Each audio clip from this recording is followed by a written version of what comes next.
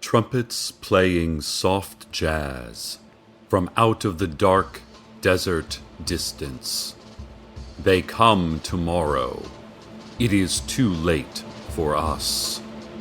Welcome to Night Vale.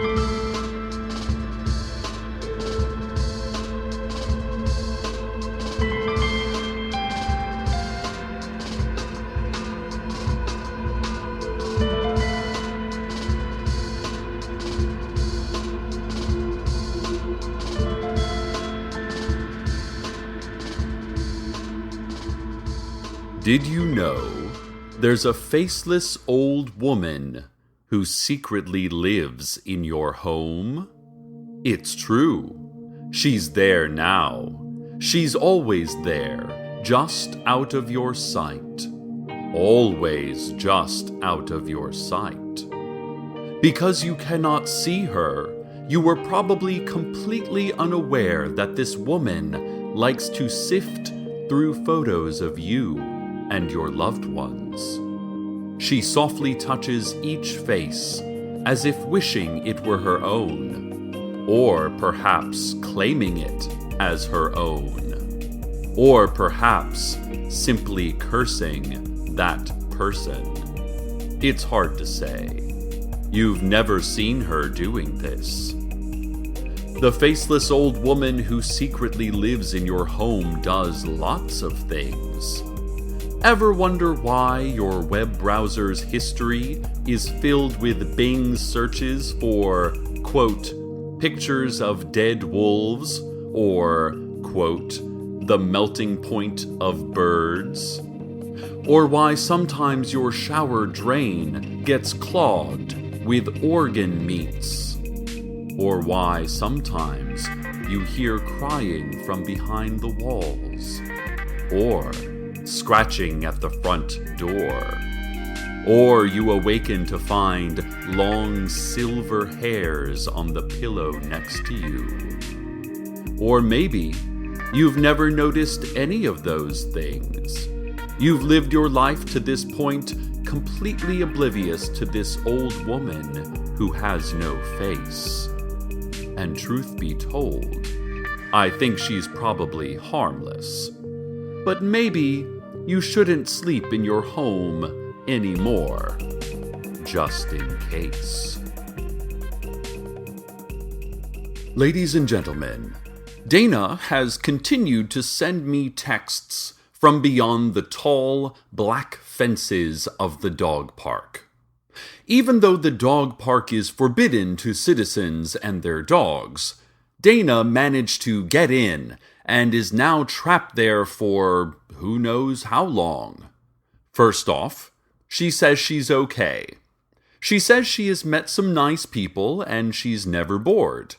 She met the man in the tan jacket who has been haunting this city for the past few months.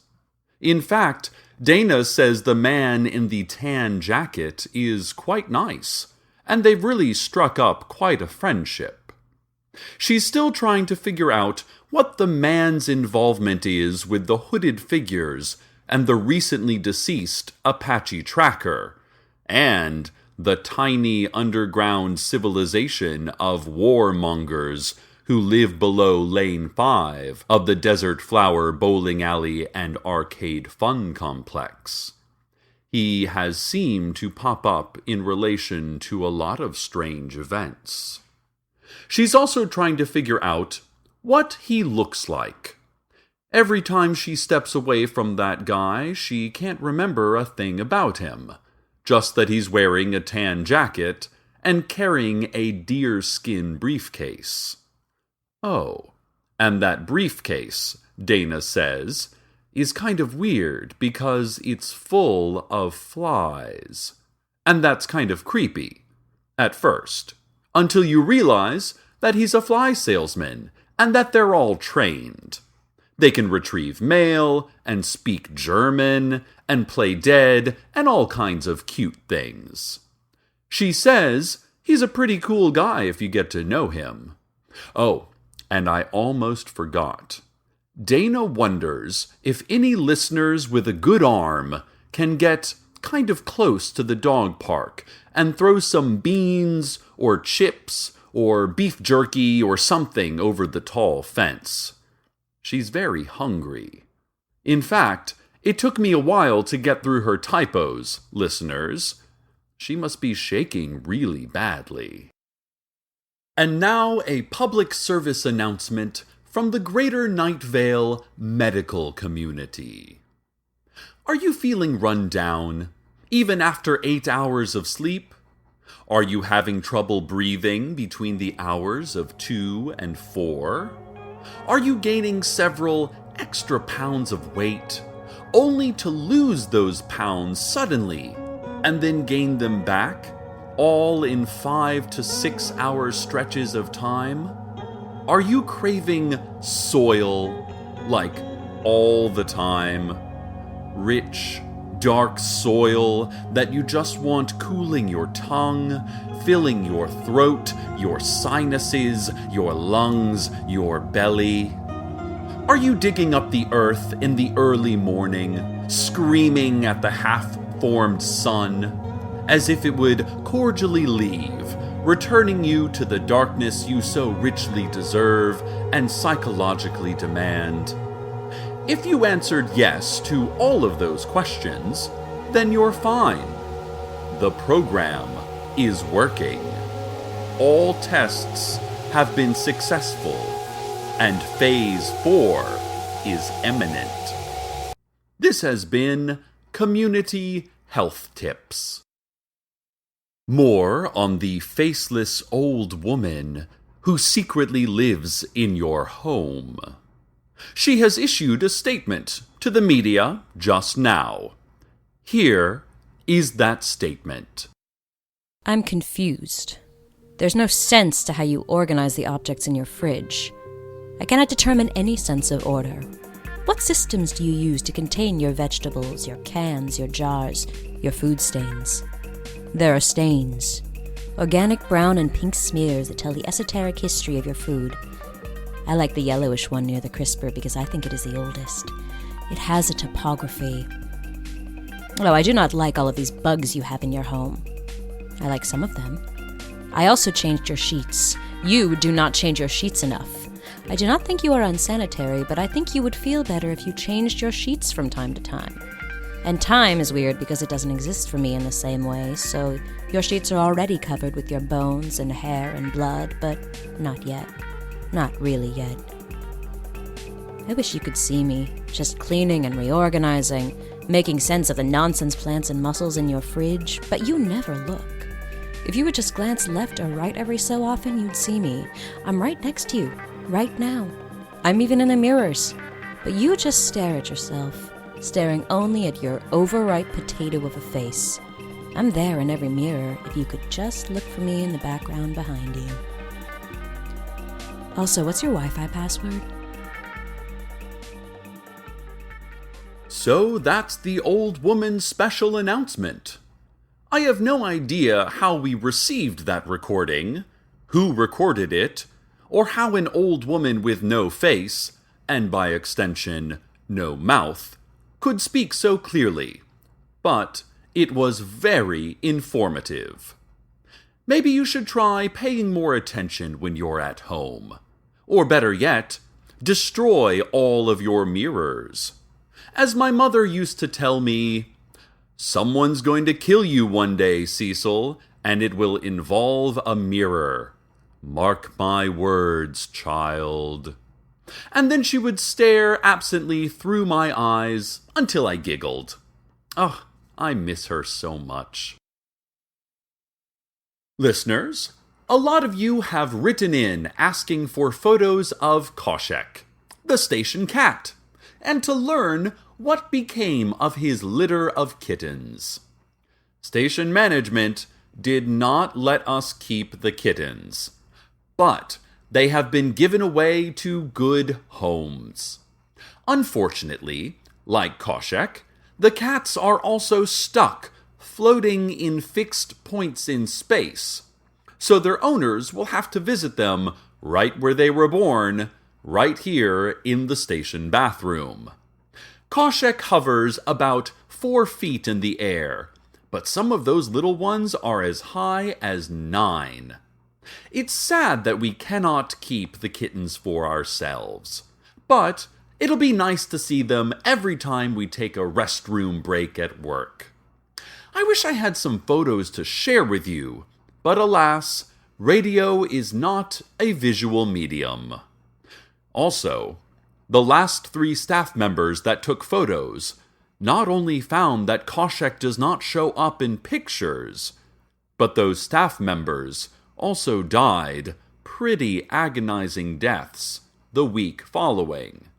So, we're refraining from even describing what he looks like. Oh, but I did make a quick recording of the meow Koshek makes when it's time to eat.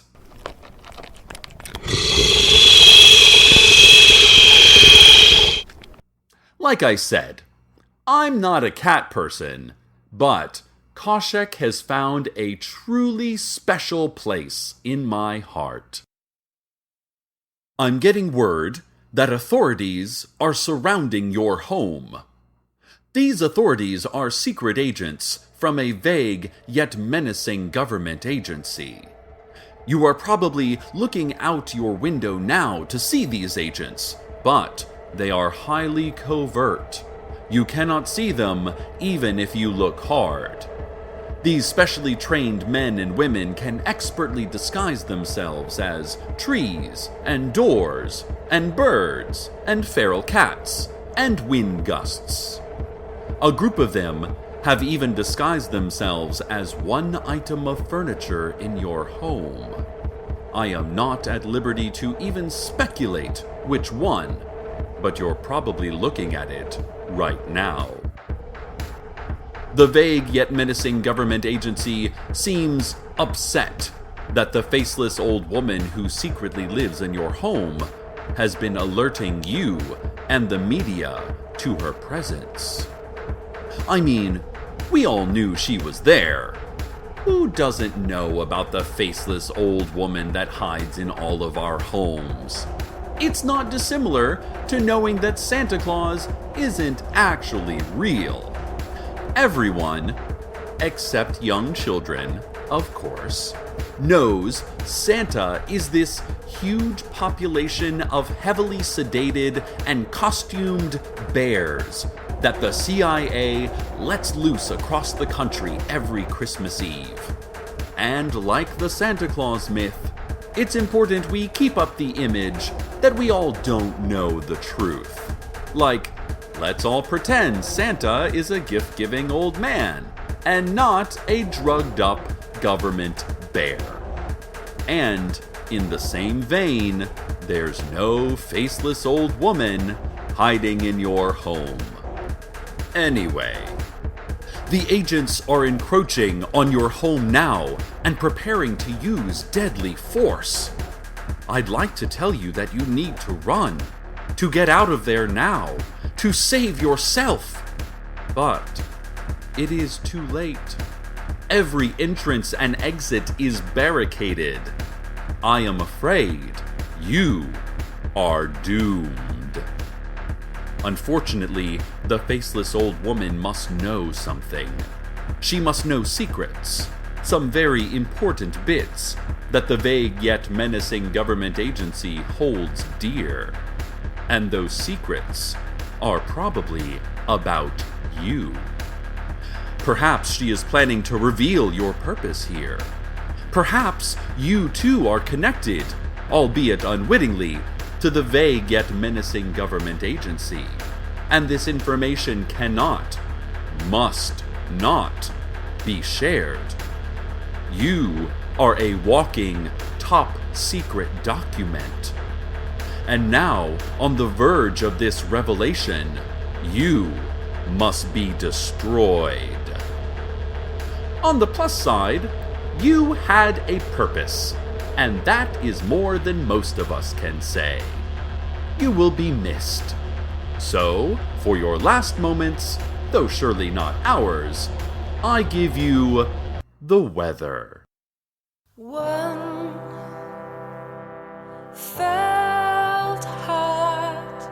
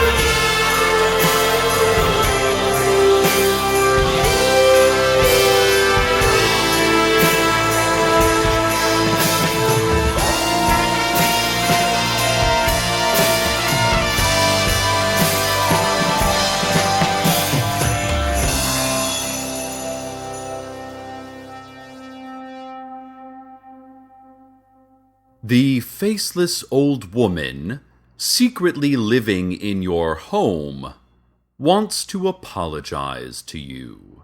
She has issued another statement. I'm sorry. Mostly I just wanted to figure out how to get online. I reset the wireless router and that helped, but you use Chrome and you never clear your cache or history, and it was so slow. I downloaded Firefox for you, and that seems to be working much better. I heard the mayor is retiring, and I wanted to know if mayoral candidates were required to have faces. I have some good ideas I think would help this town. Like, one thing I think is we can increase school funding while still lowering taxes. It's an innovative plan, and I'm going to build a website that explains it, and other great ideas I have that could help this town. I'm very excited to announce my candidacy for Night Vale mayor. Also, I lit your fridge on fire. It was upsetting me. Now I'm smoking a cigarette and notating your copy of Infinite Jest. She didn't leave a name or a website URL. And I'm not sure how she can read websites or books at all without a face, and by extension, eyes. We've also received word that the covert agents from the vague yet menacing government agency have retreated and have obviously not used deadly force, as you are still alive, regardless of how dead you feel inside. They did, however, release several thousand spiders into your home. Fortunately for you, like the faceless old woman, you will be unable to see these spiders unless you look closely. They are highly trained spiders, moving just outside of your periphery. But, and this is also just like the faceless old woman, from time to time you will feel them brushing against your soft cheeks and lips as you sleep. So, keep your eyes open. Listeners, let us all keep our eyes open. It's not always easy knowing who and what wants to be seen. But when you look around you, pay attention to those fuzzy and dark corners. Peer deeper into those predictable patterns like walls and moons. Furrow that brow and seek visual truth, Night Vale. If you could only see what you're not seeing.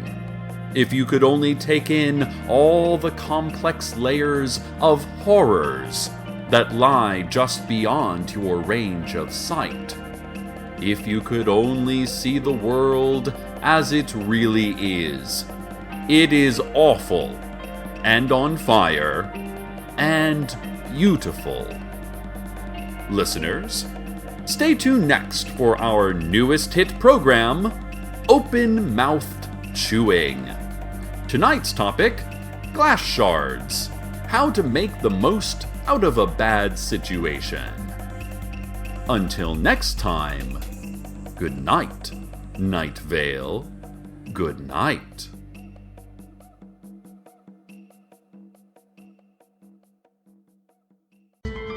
Welcome to Night Vale is a production of Commonplace Books. It is written by Joseph Fink and Jeffrey Craner and produced by Joseph Fink. The voice of Night Vale is Cecil Baldwin. The voice of the faceless old woman was Mara Wilson. You can read her writing at marawilsonwritestuff.com. Original music by Disparition. All of it can be downloaded for free at disparition.info. This episode's weather was Long Gone by Mary Epworth. Find out more at maryepworth.com. Want to have your music featured in the weather section? Want to contribute your talents to the show? Just want to say hi? Email us at nightvale@commonplacebooks.com or follow us on Twitter at @NightValeRadio. Check out commonplacebooks.com for more information on this show, as well as our books on the unused story ideas of H.P. Lovecraft and what it means to be a grown-up. And while you're there, consider clicking the donate link. That would be cool of you. Today's proverb: the human soul weighs 21 grams, smells like grilled vegetables, looks like a wrinkled tartan quilt, and sounds like bridge traffic.